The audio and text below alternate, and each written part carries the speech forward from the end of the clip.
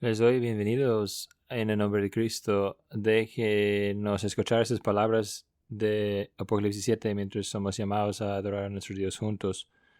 Y todos los ángeles estaban de pie alrededor del trono y alrededor de los ancianos y de los cuatro seres vivientes, y cayeron sobre sus rostros delante del trono y adoraron a Dios diciendo: Amén.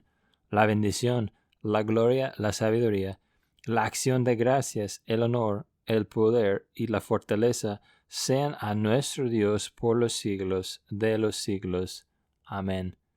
Déjanos adorar a Dios juntos y vamos a enfocarnos ahora en Salmo 104. Vamos a cantar varias lecciones de este salmo esta tarde.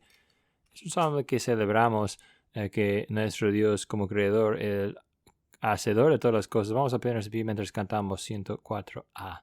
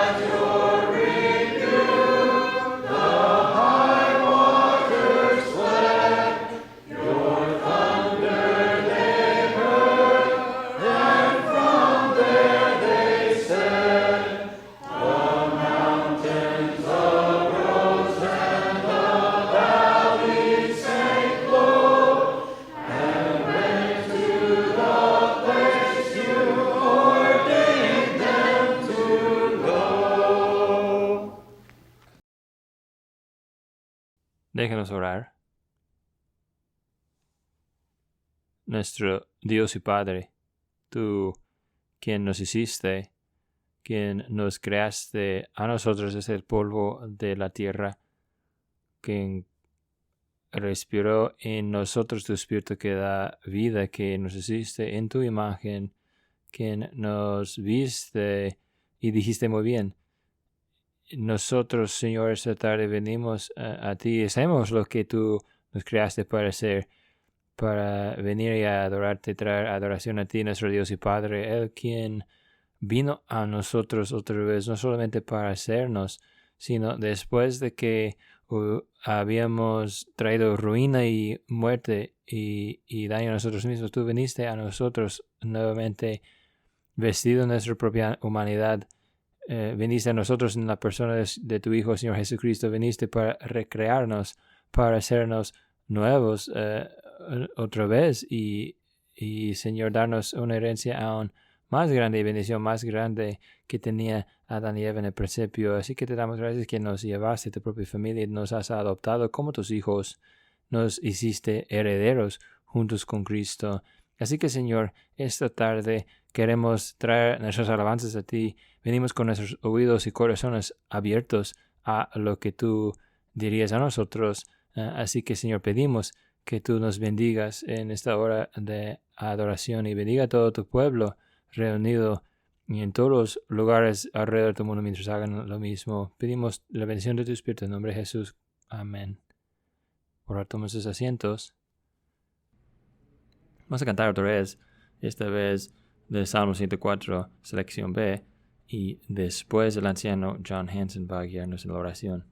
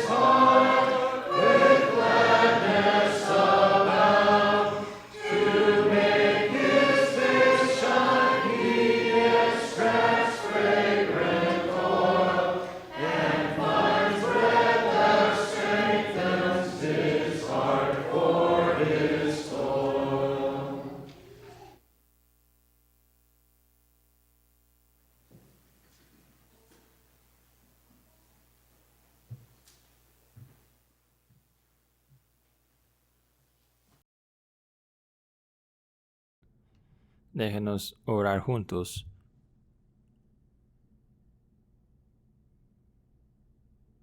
Oh Padre, tú eres majestuoso, tú moras en los cielos más altos. Nos inclinamos delante de ti porque tú nos has traído a ti. Sí, arrodillamos delante de ti porque es a causa de ti. Hay grandes misterios que te rodean y mucho de aun con nuestros mejores esfuerzos no comprendemos. Damos gracias que has revelado tanto a nosotros. Tú eres el único Dios. Nada hay tu igual. Tú eres triuno, Padre, Hijo, Espíritu Santo. El mundo y todo lo que contiene son obras de tu mano. Y todas las cosas, sí, todo tiene que responderte. Y cuando te consideramos en tus obras, nosotros no somos nada. Mientras consideramos estas cosas, venimos al punto de estar asombrados cuando vemos tu carácter y tu gran amor para con nosotros, nosotros siendo como nada, sino tú enviaste tu Hijo Santo para morir por nosotros. ¿Y para qué? Para con propósito. ¿Cuál propósito tienes a nosotros? Para que te glorifiquemos y gozamos de tu presencia para siempre, para poder tener comunión contigo y servirte, para que podremos de alguna forma mostrar tu gloria. Te damos gracias por el día que nos has dado, el tiempo para adorar en la iglesia y libertad y comodidad en hacerlo, las amistades dentro de nuestra congregación, por los pastores y los maestros de las clases que ministran a nosotros fielmente semana tras semana. Por favor, Padre, sigues obrando en y entre nosotros, que nuestro amor uno hacia el otro podría crecer, que nuestra comprensión puede progresar y nuestras diferencias sean resueltas. Que nosotros seremos fructíferos en evangelizar, como una congregación, tener un ministerio que expande en nuestra comunidad.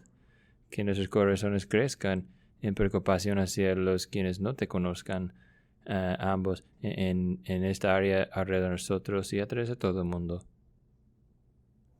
Padre, varias de nuestras congregaciones, hermanas aquí en Indiana, tienen preocupaciones. El presbiterio está llena de división. Obra en estas situaciones para traer unidad y paz, para traer un espíritu de amor y preocupación. Pedimos que tu espíritu de amor podría prevalecer, que nosotros seremos usados de ti para ser los que obran paz. Padre, oramos por la obra en Sudán del Sur. Te damos gracias que está progresando y nosotros, Señor, estamos agradecidos conocer que esa es tu obra. Padre, hay necesidad repentina para más trabajadores. Por favor, envía más misioneros al campo misionero allá para que el ministerio y cosecha de salvación pueda ser expandida. Oramos, Padre, contra el pecado de la poligamía allá en Sudán del Sur. Pedimos por esto que también sea una actitud en mejorar hacia las mujeres. Queremos orar por nuestros hermanos y hermanas en la Ucrania, quienes están enfrentando a presiones increíbles allá. Padre, pedimos que la agresión rusa pueda ser parada y las tropas regresando a su propio país. Permite que tenga seguridad tu pueblo. Pedimos por los pastores en la congregación de Christ Church aquí. Padre, que hombres piadosos sean proporcionados para guiar aquellas congregaciones. Otra vez oramos por Tommy Mangan mientras él sigue avanzar y progresar de la herida de una bala en su cuello. Pedimos que su habilidad de tragar y hablar podría ser restaurado. Pedimos también, Padre, por los misioneros de verano, los planes de misioneros de esta semana. Pedimos que proporcionar a los participantes y también líderes que los detalles pueden ser arreglados y todo eso podría ser usada y sería fructífero en tu obra. Oramos por el grupo de convivio de mayores edades aquí. Damos gracias por ese ministerio y recordamos bien que apenas había ningún mayor de edad aquí y has permitido a muchos de nosotros pasar años aquí. Y damos gracias por esto y damos gracias por el ministerio que esta iglesia ha tenido a través de tantos años. Queremos orar por los estudiantes en el seminario, ellos quienes se van a graduar este año, que tú estarías guiándolos en la dirección en que deben andar, donde quieres usarlos, y por los demás que todavía van a ir a tener trabajos de verano, que serían buenos tiempos de preparación. Y Padre, pedimos que el seminario sería fiel en levantar hombres jóvenes enfocados en servirte, Padre, y seguirte en proclamar tu verdad en congregaciones. Padre, te damos gracias por esta tarde. Pedimos que tú estares con el pastor mientras él abre tu palabra y con nosotros a recibirla, que sea recibida con acción de gracias, que sea recibida con gozo y que salga de aquí para lograr sus propósitos. Podemos eso en nombre de Cristo Jesús. Amén.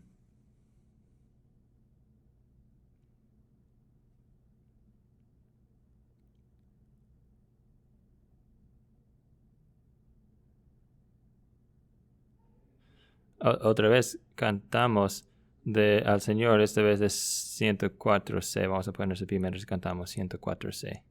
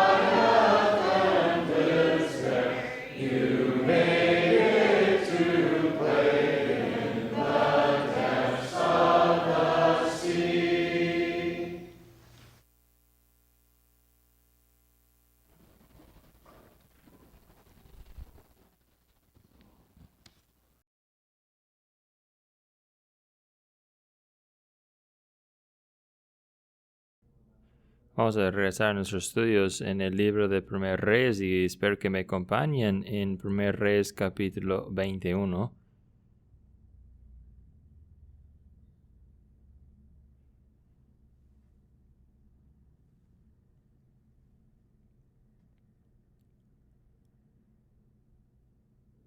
Primer Reyes capítulo 21 y vamos a estar leyendo este capítulo juntos.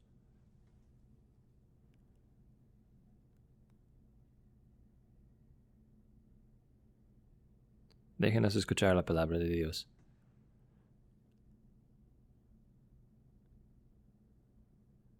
Y sucedió que después de estas cosas, Nabot de Jezreel tenía una viña que estaba en Jezreel, junto al palacio de Acab, rey de Samaria.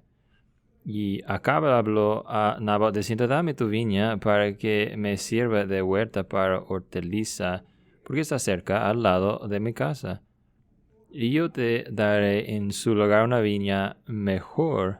Si prefieres, le daré su precio en dinero.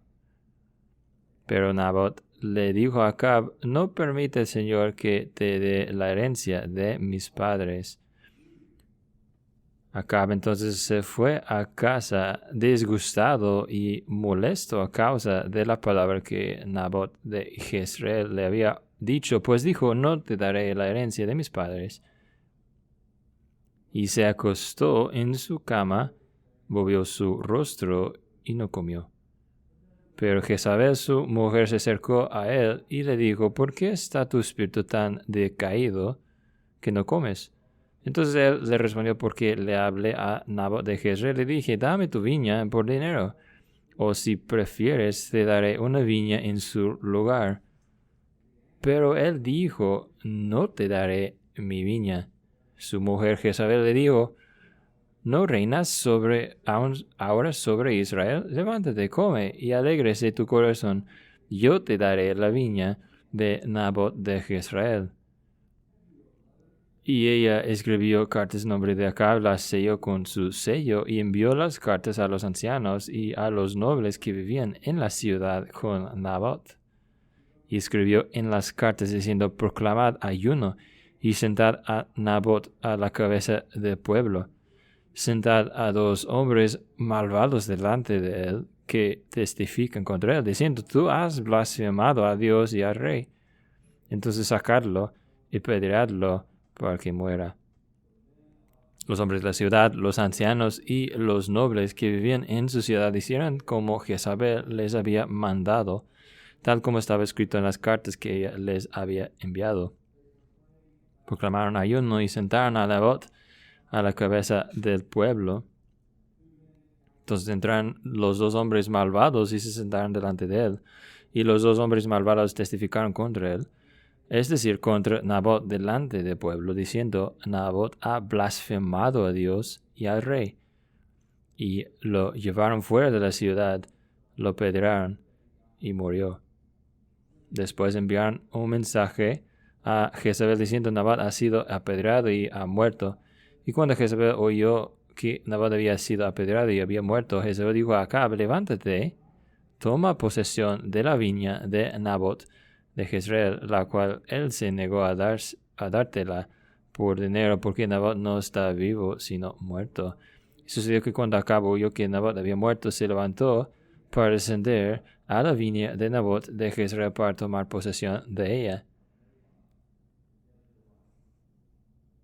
Entonces vino la palabra del Señor a Elías Tisbita, diciendo: levántate, desciende al encuentro de Acab, rey de Israel, que está en Samaria.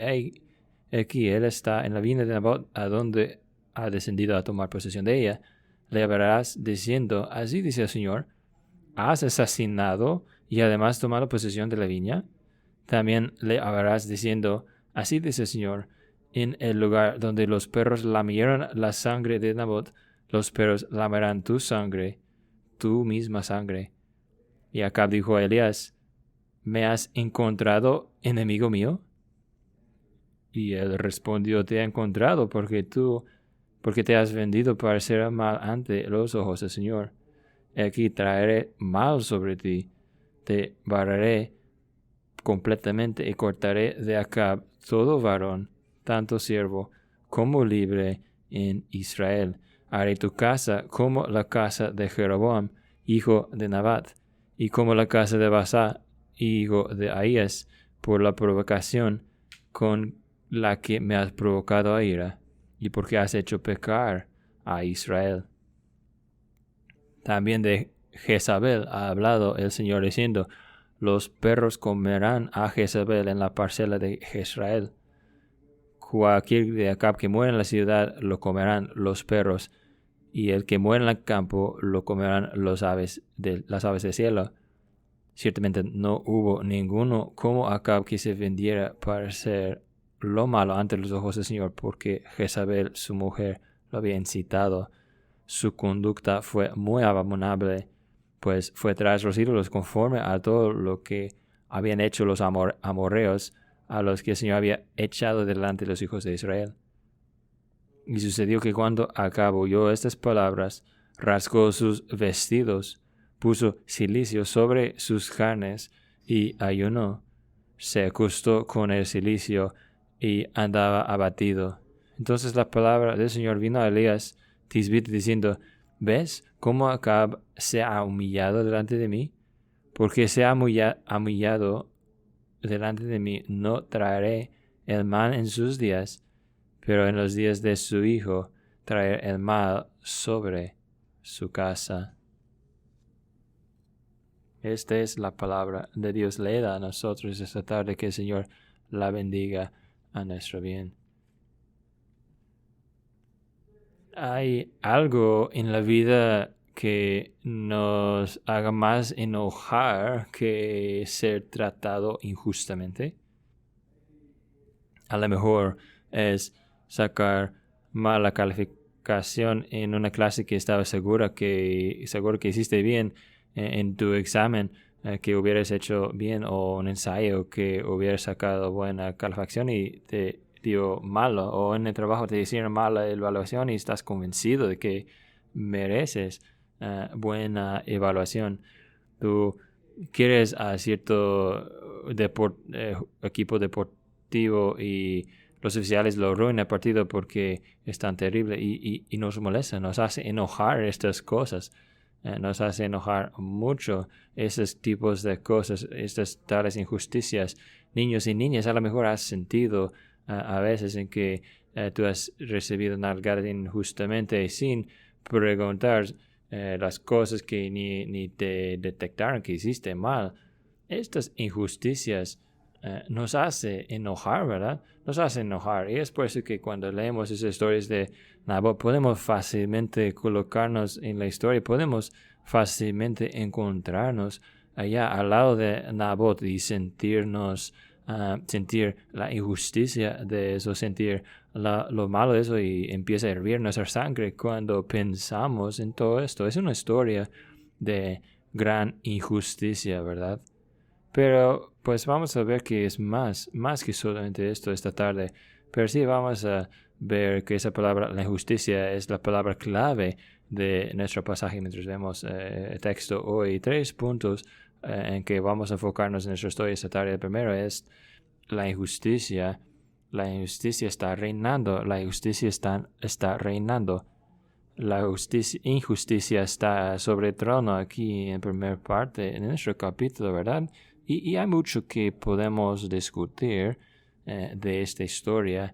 Hay cierto interés universal en esto, ¿verdad? Es algo que todo el mundo podría leer y relacionarse con esto porque han visto el gobierno corrupto. Yo escuché una historia actualmente de un hombre de la India. Creció en un pueblo pequeño en que fue una minoría oprimida y tenía un enojo muy fuerte hacia los oficiales en su pueblo. La primera historia de la Biblia que leyó fue dada una Biblia por un ministerio en la universidad, y lo leo y lo abro al azar. La Biblia abrió al azar y encontró esa historia, la viña de Nabot. Y él salió pensando, pues aquí está un Dios que entiende algo de la injusticia que yo siento.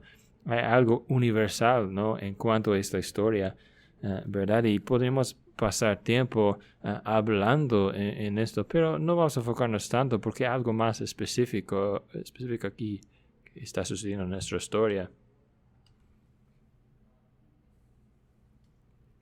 Esa es una historia de lo que está pasando al pueblo de Dios. No solamente es injusticia general, sino justicia dirigida hacia el pueblo de Dios. Y claro, es peor aún porque es Acab, el rey Acab. Y Acab es el reino, el rey del pueblo, del pueblo de Dios al norte. Y si alguien hubiera sido pastor, de hecho, en la cultura de los israelitas, pensaban en sus reyes como un pastor, uno que cuidaba al rebaño, a su pueblo. Y si alguien hubiera sido dependible para cuidar el bien de su gente, de su pueblo, hubiera sido él, el rey. Pero el rey tiene otras ideas, ¿verdad? Él tiene ideas para plantar un jardín. Y sale un poco absurdo, ¿no?, que tanta maldad y tanta muerte y violencia podría tener su raíz en solamente querer una huerta, un jardín para sus verduras. Es algo que muchas veces sucede con el alma, ¿no? Empieza con cosas pequeñas y sale y va creciendo en cosas más y más grandes.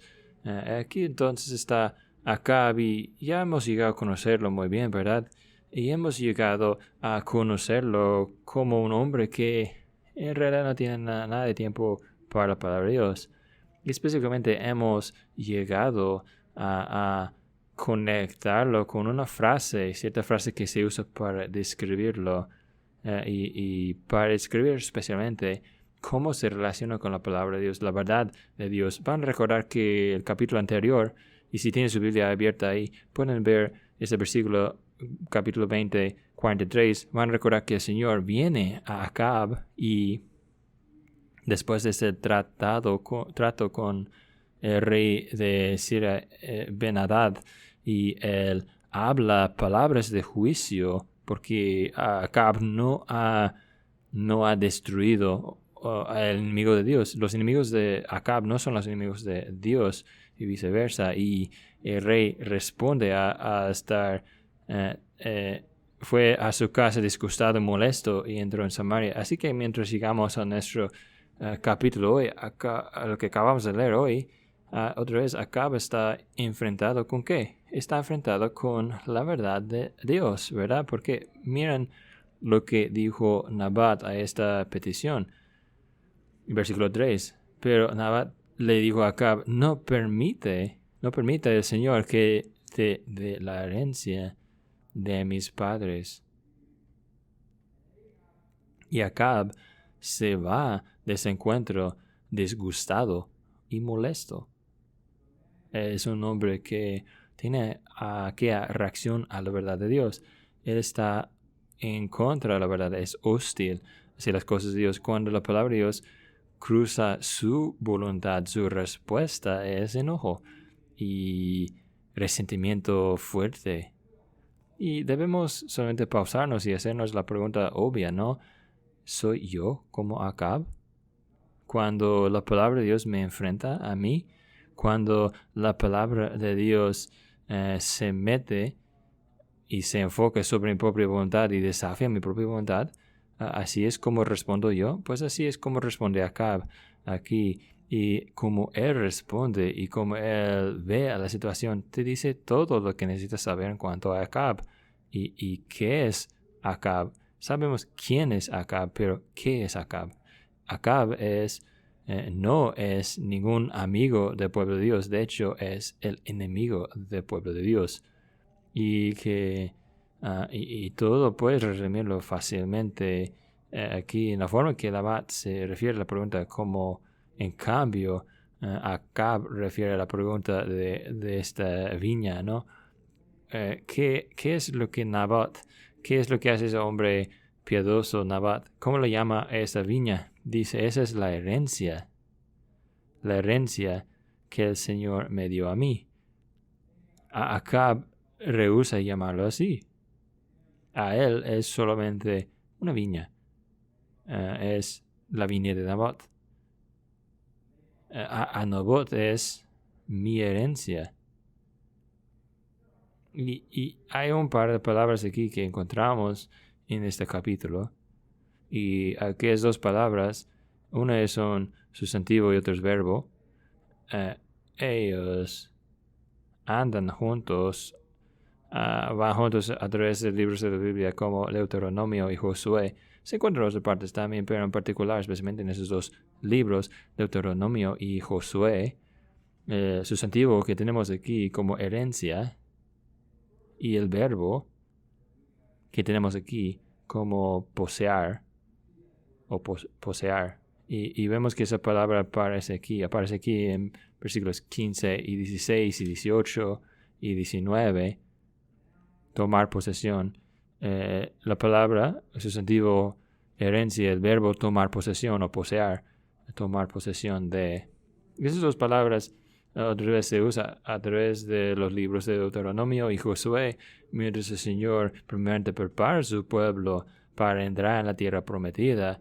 Raymond Dillard, el profesor de Westminster, nos recuerda a nosotros que nuestra redención, la redención del Antiguo Testamento, la imagen que ahí está, es del Éxodo, y tierra prometida. No solamente uno, sino el otro, ambos juntos.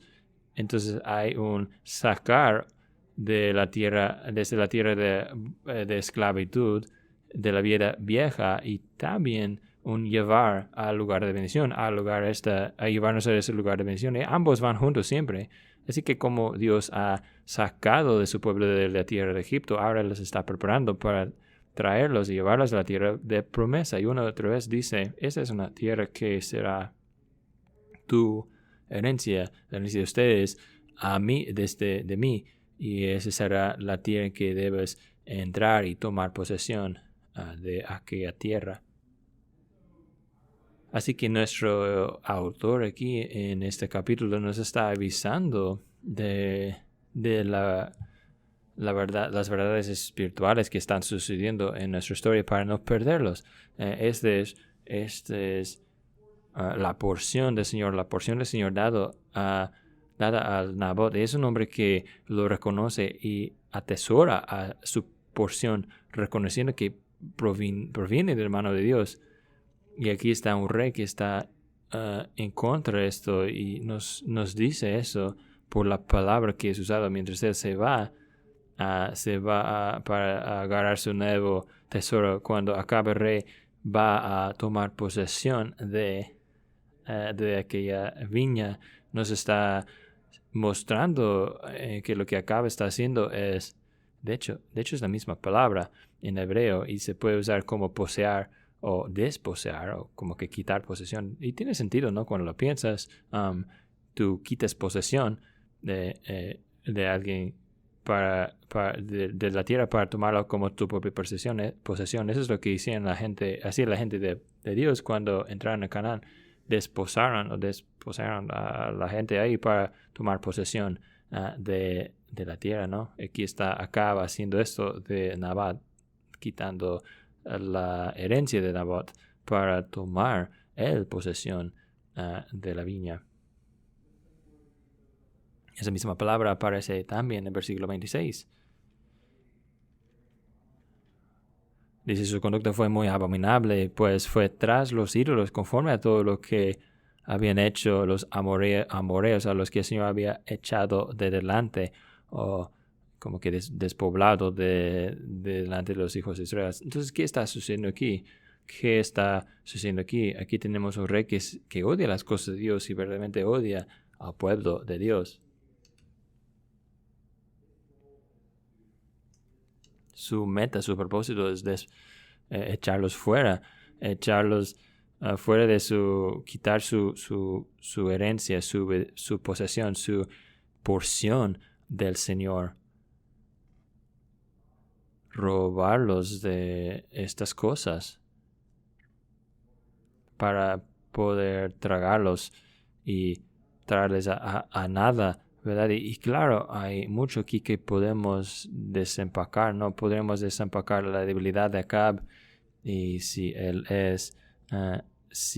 todo su meta, su propósito es manipular a Jezabel en hacer el trabajo duro, ¿no? Yo creo que eso es más o menos claro, ¿no? Es claro que todo el liderazgo de aquella ciudad no tiene columna, es cobarde entregado a esta pareja mala, y ellos hacen lo que les dicen hacer, obedecen a lo que Jezabel les dijo hacer en el nombre de Acab. Así que este hombre piadoso, Nabot,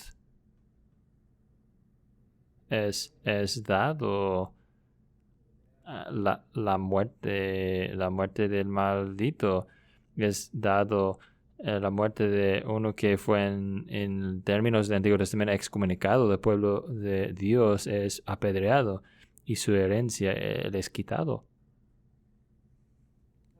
Y en 2 Reyes, capítulo 9, nos avisa del hecho de que sus hijos también son exterminados. Así que tenemos aquí injusticia reinando, ¿no? Gobernando. ¿Qué significa para nosotros? Pues simplemente significa con nosotros esta cosa. Que esto es lo que el pueblo de Dios puede esperar en el mundo presente. Que va a haber tiempos en que aún ellos quienes deben protegernos y deben buscar nuestro bien, en realidad van a buscar quitar nuestra herencia si fuera posible. Que cada otro día de la semana, ¿no? El mundo está colocado fijo en nuestra destrucción. Busca nuestra maldición y no nuestra bendición. Y yo creo que lo tenía en el orden de servicio antes y lo salté y ni lo leímos, pero déjame leer unos versículos de 1 Pedro 4, donde dice: mis hermanos, no os sorprendéis del fuego de la prueba que en medio de vosotros ha venido para probaros, como si alguna cosa extraña os estuviera aconteciendo. Antes bien, en la medida en que compartís los padecimientos de Cristo, regocijaos, para que también en la revelación de su gloria os regocijáis con gran alegría. Si sois vituperados por el nombre de Cristo, dichosos sois, pues el Espíritu de gloria de Dios reposa sobre vosotros. Eso es lo que nos somos dado, lo que nos dice que va a suceder a nosotros en esta vida. Mártires serán hechos por el nombre de la causa de Dios, de Cristo, y los cristianos van a ser maltratados. Vamos a sufrir injusticias en las manos de otras personas porque nosotros correspondemos a Cristo. Y nosotros como cristianos americanos es difícil para nosotros comprender eso porque tenemos nuestros derechos, ¿no? Pero como podemos ver aún en nuestro pasaje, esto no es necesariamente ninguna protección de lo que Satanás quisiera hacer con nosotros, con el pueblo de Dios. Así que el maligno quisiera despojarnos de nuestra porción si fuera posible, igual como si fuera posible le gustaría de engañar a los elegidos y quiere quitar la bendición que tenemos nosotros, quiere quitar la paz y el gozo que nos somos dados en Cristo. Y aquí está una pareja, ellos son imagen de esto, ellos son esa oposición, son imagen de la oposición que nos enfrenta. Encontramos injusticia reinando en esos primeros versículos. Pero luego, déjanos ver segunda cosa. Aquí encontramos la injusticia recordada. La injusticia recordada. Tú lees versículos 1 al 16 y sientes como una historia perfecta, ¿no? Que ha tenido una buena conclusión y Acab y Jezebel hubiera sentido así. Acab está ahí en la viña, probablemente está supervisando el trabajo mientras ellos están tumbando y replantando la viña y preparando su jardín que se ha plantado ahí, ¿no? En vez de la viña. Todo ha sido arreglado, ¿no? Nadie está hablando, nadie está hablando a la prensa en cuanto a aquella corrupción, ¿no? Ha sido hecho y parece que todo fue olvidado y todos siguen adelante, ¿no? Pero el Señor lo vio todo. El Señor lo vio todo. Así que tenemos en versículo 17, entonces vino la palabra del Señor a Elías Tisbita, diciendo: levántate, desciende al encuentro de Acab, rey de Israel, que está en Samaria. He aquí él está en la viña de Nabot, a donde ha descendido a tomar posesión de ella. Y las palabras, lo que él habla, son palabras de juicio sobre Acab y sobre Jezabel, ¿verdad? Y son palabras fuertes, son palabras que no describen a una muerte pacífica con Jacob, con Acab, perdón, y Jezabel, y al opuesto, ¿no? Y si esos versículos te hacen incómodos, y espero que evites la tentación de evitar esos versículos, ¿no? Son versículos violentos y tienen un sentido, tienen una razón, y necesitamos absorber la violencia y la fuerza de esos versículos. Acab y Jezabel van a llegar a ser comida de perros a causa de su maldad. Eso no es algo chistoso. no es algo que debemos tomarle ligero. Debe ser algo muy fuerte para enfrentarnos la realidad y la asquerosidad de nuestro pecado y la asquerosidad de lo que viene como resultado de nuestra muerte, de nuestro pecado. Pero colócate como debes, colócate en el lugar de un creyente. Aquí, viendo en esos versículos, ponte en el lugar de esas primeras personas que hubieran escuchado esa historia. Ellos hubieran sido los israelitas en cautiverio, los israelitas en Babilonia, como hablamos antes, y ahí están ellos, y ahí están en tierra ajena, en que están siendo maltratados, sin duda, en que hay nivel de persecución que ellos están sufriendo, en que ellos han tenido su tierra, hogar natal, herencia quitado de ellos mismos, y para que ellos podrían ver que si hay un Dios en el cielo, que aquel Dios ve a la injusticia y maltrato dirigido hacia su pueblo, y que aquel Dios no está dormido a aquellas cosas, sino está bien despierto a esas cosas, y sí va a tener justicia y va a tener pues su juicio sobre esas situaciones malas. El Señor quiere que nosotros seamos consolados con esta verdad. La venganza es mía, dice el Señor, yo repagaré. Así que tú y yo somos dados libertad, ¿verdad? Libertad para poder superar, superar lo de grabar y recordar maldades. Es por eso que podemos orar por nuestros enemigos y pedir bendición sobre los que nos hagan daño, porque sabemos que el Señor es que va a juzgar y vengar. Entonces lo que nos deja para nosotros es hacer lo que Jesús hizo. Otra vez, 1 Pedro, si no han leído actualmente, van a lo mejor saber lo que es una carta que habla de ellos quienes están enfrentando a mucha persecución. Nos dice ahí que Jesús, cuando fue rechazado, menospreciado, él no rechazó, no menospreció, en cambio, sino se entregó al que hace todo justamente, porque a causa de que la venganza es del Señor, él no tiene que despreciar, sino puede dejarlo en manos de Dios para que Dios haga lo bien, lo correcto en su propio tiempo. Y esto es el mensaje de la Biblia. El libro de Apocalipsis tiene una oración de los santos, quienes estaban bajo el trono. ¿Hasta cuándo, Señor santo y verdad, hasta que juzgas y vengas, tomas venganza sobre ellos quienes mueren sobre la tierra, que han derramado su sangre? El Señor nos recuerda en los evangelios, no va a traer justicia el Señor para con sus elegidos, a ellos, así con ellos quienes claman a él día y noche. Y ese es nuestro ánimo. Las estadísticas son no completamente dependibles aquí, pero estiman que alrededor de 45 millones de cristianos han sido matados, hechos mártires en el último siglo, 45 millones.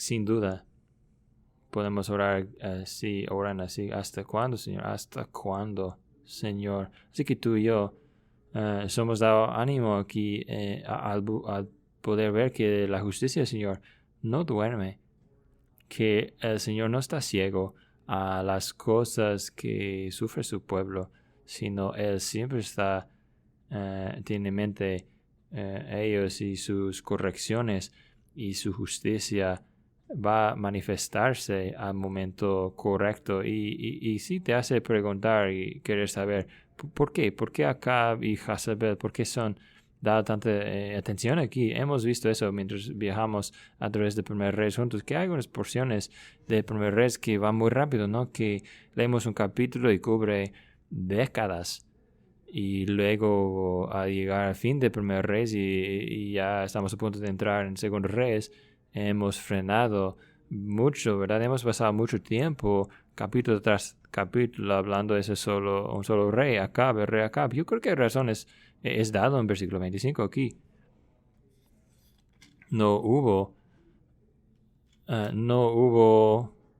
Ciertamente no hubo ninguno como Acab que se vendiera para hacer lo malo ante los ojos del Señor.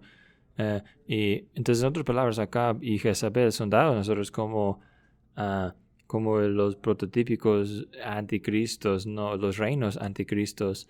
Y yo creo que esa está respaldada cuando vemos el libro de Apocalipsis.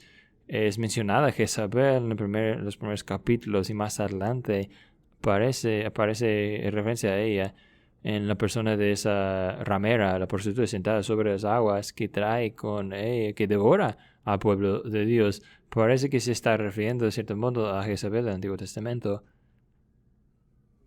Así que aquí estamos nosotros yendo despacio aquí para tomar tiempo, pensar y considerar y meditar sobre qué significa, cómo se ve la persecución, de dónde viene la persecución y qué debemos hacer, cómo debemos pensar en la situación, cómo debemos considerar a Dios en medio de todo esto, qué es lo que debemos hacer, cómo debemos ser fieles al Señor en medio de todo esto.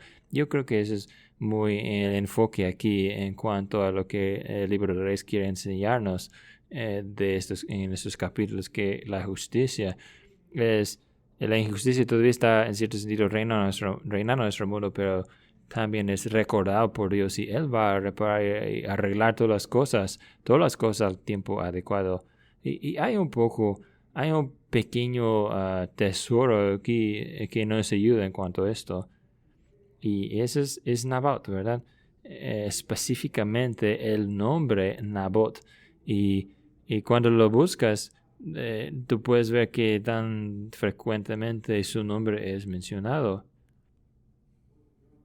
Niños y niñas, hubiera pedido su ayuda antes de leer y contar conmigo. Yo creo que son 19 veces. Creo que son 19 veces que en esos 29 versículos que el nombre de Nabot es mencionado. Y claro, parte de esta herencia, parte de la forma en que la herencia funcionaba es que esta porción de la tierra fue dada a tu familia, fue pasado generación tras generación. Y al hacerlo, tu nombre fue preservado. Pero aquí está una nota pequeña de ánimo a nosotros, aun mientras nosotros vemos a Acab apagando la vida de Nabot, ¿no? Él no puede separarlo de su herencia. No puede quitar su porción. Porque la tierra, claro, es solamente una imagen, ¿no? de nuestra porción última. Nuestra última porción es Cristo mismo. Nuestra última porción son las nuevas tierras y el nuevo cielo que Él va a preparar para nosotros. Y eso no se puede quitar. Y el escritor, el autor, una y otra vez, mencionando el nombre de Nabot, nos recuerda de esta verdad, de que nosotros no seremos olvidados. A lo mejor seamos tratados como la basura de la tierra por ser cristianos. Pero Dios nunca y no nos ha olvidado. Su nombre, nuestro nombre está en su libro. Las injusticias recordadas. Pero también hay una cosa más. La injusticia resuelta. Y yo no quiero decirlo demasiado, pero yo quiero decir que hay como una pista, solamente hay vislumbre de esa cosa en esos últimos versículos. Pues si tú pensabas que tú estabas enojada por la injusticia hecha hacia Nabot, a lo mejor debo corregir lo que dije antes. Cuando dije no hay nada que nos hace más enojarnos que la justicia cuando alguien hace injusticia, pero a lo mejor estamos más enojados al fin de la historia cuando parece que Acab se escapa sin nada. Aquí están esas palabras de confrontación, esas palabras de condenación dirigidas hacia Acab y Acab. Hay una respuesta, ¿verdad? Hay una respuesta de humildad y por lo menos él escucha esas palabras, versículo 27, rasga sus vestidos, se pone cilicio, un señal de arrepentimiento y de sumisión, y él se pone ayunando en cilicio, anda lamentando, y el Señor dice, mira eso, ¿lo ves? ¿Ves cómo Acab se ha humillado? A causa de lo que él está haciendo, no voy a traer esas cosas sobre él, sino sobre la siguiente generación. Así que el juicio no es cancelada, sino está pospuesto, está tardado un rato. A lo mejor por ahora nosotros pensamos, pues eso no es bueno, no es correcto. Él puede escapar como si nada. Seguramente Dios puede ver puede ver que él no está arrepentido, no nomás está mintiendo, es una fachada. Seguramente Dios lo puede ver que no hay ningún cambio en este hombre. Hay un señal o algo externo, a lo mejor un temor por el juicio venidero, pero eso es seguramente algo que sucede entre los incrédulos del mundo. A lo mejor a veces hay temor en cuanto al juicio que está por venir, que nunca podemos expulsar completamente de nuestra conciencia, pero seguramente Dios no cree que esa es la verdad, lo que Él está haciendo. No, pues no. Pero su propósito es hacer esto, a mostrar a Acab y a mostrar a nosotros qué tan listo está Dios para mostrar misericordia. Que tan listo está Dios para mostrar misericordia. Matthew Henry dice esto. Es un comentario que nos hace pensar mucho en la forma que lo dice. Dice, es como si fuera aquí Dios hubiera más pronto ser pensado injusto o inmundo que no misericordioso. Así que aquí está un Dios que quiere mostrarse ser un Dios misericordioso acá, un Dios listo para recibirlo cuando sí se arrepiente y nos dice, nos muestra a nosotros que es un Dios así, o como dijo Thomas Watson, Dios se deleita en la misericordia. La justicia es la mano derecha de Dios, la justicia es la mano derecha de Dios, pero la misericordia es la mano derecha de Dios, y Él usa su mano derecha más que usa su mano izquierda, perdón. La misericordia es la mano derecha de Dios. La misericordia más sobreabunda en Dios que el pecado en nosotros. Y Watson sigue diciendo que esa misericordia significa, su intención es ser imán para traer nuestros corazones a Él. Eso es lo que vemos aquí. Vemos a Él mostrando misericordia y ofreciendo misericordia. Y tú ves, si estamos enojados en cuanto a eso con Acab, entonces también estamos enojados cuando Dios salva a otros pecadores. Es lo que Corrie ten Boom dice. Ella pasa por eso que dice la historia de hablar en un lugar años después de la guerra, y hablar sobre el Evangelio y la gracia de Dios había obrado en su vida en los años en el campo de concentración, y uno de sus guardias anteriores, de los nazis anteriores, viene a ella y dice, lo que dijiste es correcto, es gracia y misericordia que se puede encontrar en Señor Jesucristo para los peores pecadores. Y como ella luchaba con eso, sabiendo quién era este hombre y lo que él había hecho.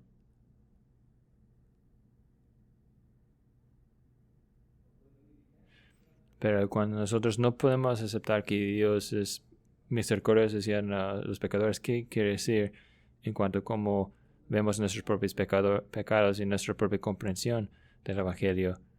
Entonces, eso es lo que hay mención aquí cómo es que la injusticia está resuelta. Pues claro, hay un aspecto del juicio en que va a ser resuelto, pero también está resuelto a través de la misericordia de Dios. Dios trata con la justicia desde dentro hacia afuera. Y eso es porque Cristo vino al mundo para tratar con la justicia desde dentro hacia afuera, para tratar con la injusticia en nuestros corazones. Es por eso que Pablo habla de nuestro pecado, ¿no? En Romanos capítulo 1, nuestra injusticia.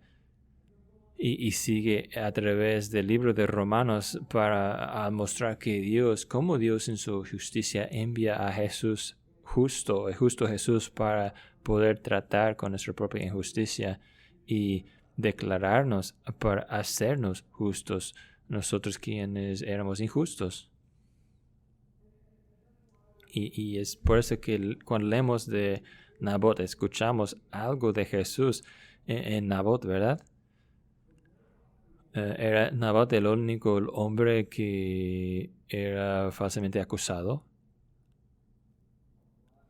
de blasfemar y de traicionar. Fue Nabot el único que fue llevado fuera de la ciudad para ser ejecutado. Fue Nabot el único que sufrió justamente. O el único justo que sufrió injustamente. No, había otro. Cristo vino. Él sufrió afuera del campamento. Él tomó en sí mismo toda la injusticia. Él tomó en sí mismo toda nuestra propia injusticia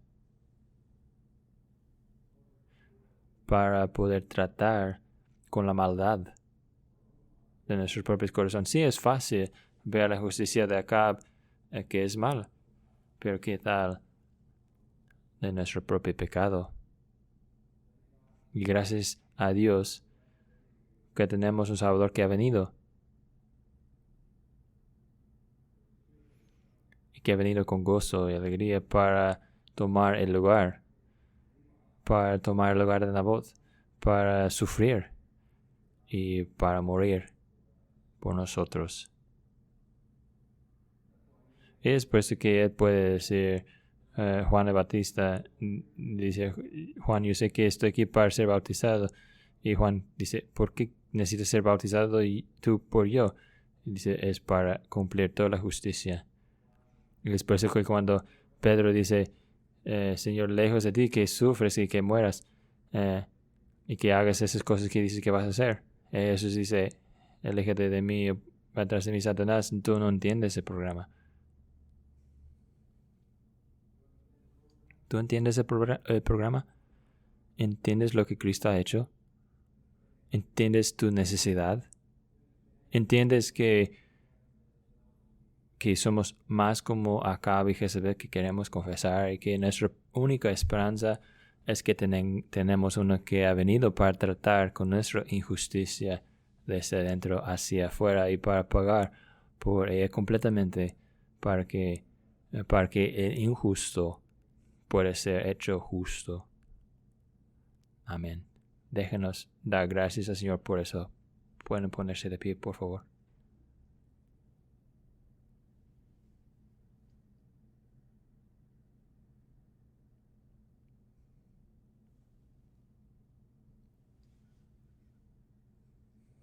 Nuestro Dios, te damos gracias que aun que nosotros vivimos en un mundo lleno de corrupción y lleno de maldad,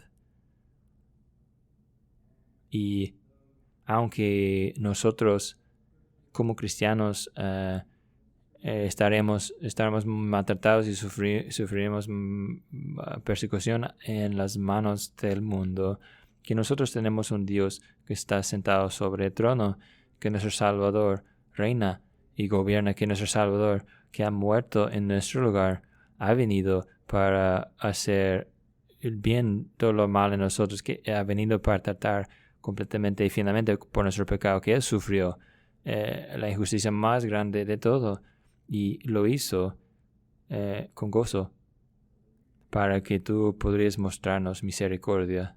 No no solamente un momento, no solamente posponer el juicio, sino que todo el juicio sería quitado de nosotros y derramado sobre tu Hijo. Oh Señor, cómo te damos gracias por tal amor. Y pedimos a nuestro Dios que nos daréis paciencia y ánimo, que podemos entregar todos nuestros problemas a ti, nuestras quejas aquí a ti, no sintiendo la necesidad de grabar toda la maldad con nosotros, sabiendo que la venganza es tuya y que Cristo ha venido para quitarnos tal carga. Así que, Señor, pedimos por tu gracia en esto y ayuda en esto, en su nombre. Amén. Salmo 125. Vamos a usar para responder al Señor en alabanza al Señor juntos. Y aquí está un salmo que habla de la protección y cuidado del Señor hacia su pueblo. Todos como Monte Sión, sin mover, serán permanecido su confianza en el Señor. Es seguro. Van a observar en la segunda estrofa en relación a lo que hemos estudiado. Ningún reino malo reinará mucho tiempo sobre los justos, sobre el dominio de los justos. Este mundo, esa edad va a terminar y Cristo, el Rey, reinará sin desafío, sin desafío. Vamos a cantar al Señor.